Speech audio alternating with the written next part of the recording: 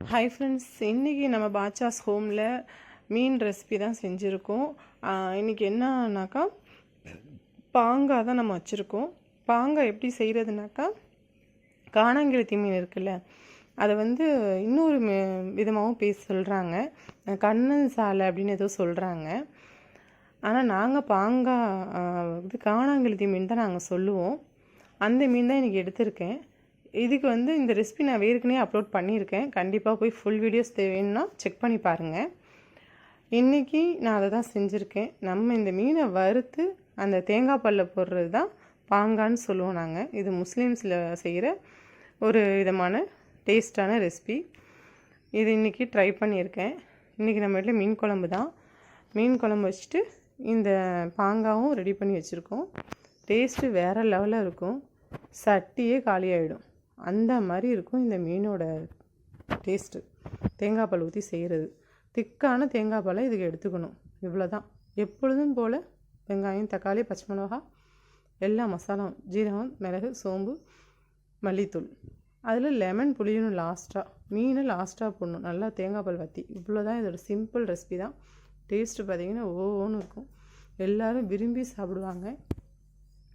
இன்றைக்கி நம்ம வீட்டில் சூப்பரான காணாங்கெளுத்தி மீனில் குழம்பு வச்சு நம்ம வீட்டில் லஞ்ச் முடிஞ்சிச்சு. உங்கள் வீட்டில் என்ன லஞ்சுங்கிறத கமெண்ட்டில் சொல்லுங்கள். காணாங்கெளுத்தி மீன் குழம்புல போட்டால் டேஸ்ட்டு கிடைக்காதுன்னு சொல்லிட்டு தான் சிலவங்க என்ன செய்வாங்கன்னா, வறுத்த மீனும் சிலவங்களுக்கு பிடிக்காது, அது ஒரு ஸ்மெல்லுன்ட்டு இந்த மாதிரி தேங்காய் பாலில் போட்டு செய்கிறப்ப அதோட டேஸ்ட்டையும் மாற்றி கொடுக்குங்கிறதுக்காகத்தான் இந்த மாதிரி முஸ்லீம்ஸ்லாம் செய்வாங்க. கண்டிப்பாக நீங்களும் ட்ரை பண்ணி பாருங்கள். ட்ரை பண்ணி பார்த்துட்டு உங்களோட கமெண்ட்ஸ்லாம் எனக்கு சொல்லுங்கள். என்னோடய வீடியோஸ்க்கு ப்ளீஸ் சப்போர்ட் பண்ணுங்கள், தொடர்ந்து சப்போர்ட் பண்ணுங்கள். சப்ஸ்கிரைப் நிறைய ஏறியிருக்காங்க, ஆனால் லைக்ஸ் மட்டும்தான் ஏற மாட்டேங்குது. ப்ளீஸ் என்னோடய வீடியோஸ் லைக் பண்ணிவிட்டு பாருங்கள். ஃபுல் வீடியோ இப்போ கவர் பண்ணி போடுறதுக்கு ஃபோன் கொஞ்சம் ப்ராப்ளம்ஸ் கொடுக்குது. என்ன பண்ணுறேன், அட்ஜஸ்ட் பண்ணி தான் போட்டுட்ருக்கேன். ரெண்டாவது, நம்ம கிச்சனை கழுவிட்டு நம்ம சமையல் ஸ்டார்ட் பண்ண வச்சுங்களேன், பளிச்சுன்னு இருக்கும், பார்க்க ஆசையாக இருக்கும். கழுவிட்டு அந்த கிச்சனை பார்க்குறப்ப ஒரு பொருளை கூட வைக்கக்கூட நமக்கு தோணாது, கண்ணாமலன்னு போட தோணாது. அப்படியே அழகாக இருக்கணும் அப்படின்னு சொல்லி தொடச்சி வைப்போம். எத்தனை நாளைக்கு, ஒரு 2 நாளைக்கு.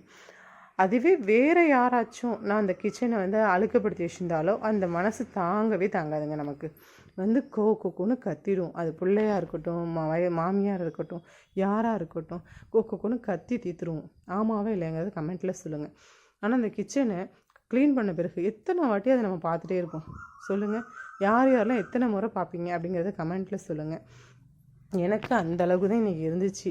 2-3 நாளாக கிச்சனை க்ளீன் பண்ணிட்டு நல்லா தண்ணி விட்டு நல்லா சர்ஃபு தூள் போட்டு வாஷ் பண்ணி நீட்டாக க்ளீன் ப்ளஸ் ஷாம்பு போட்டு அடுப்பையும் ரெடி பண்ணி அவ்வளோ சூப்பராக வச்சுட்டேன். நான் சாப்பிட்டுட்டேன். டேஸ்ட்டு வேறு லெவலாக இருந்துச்சு.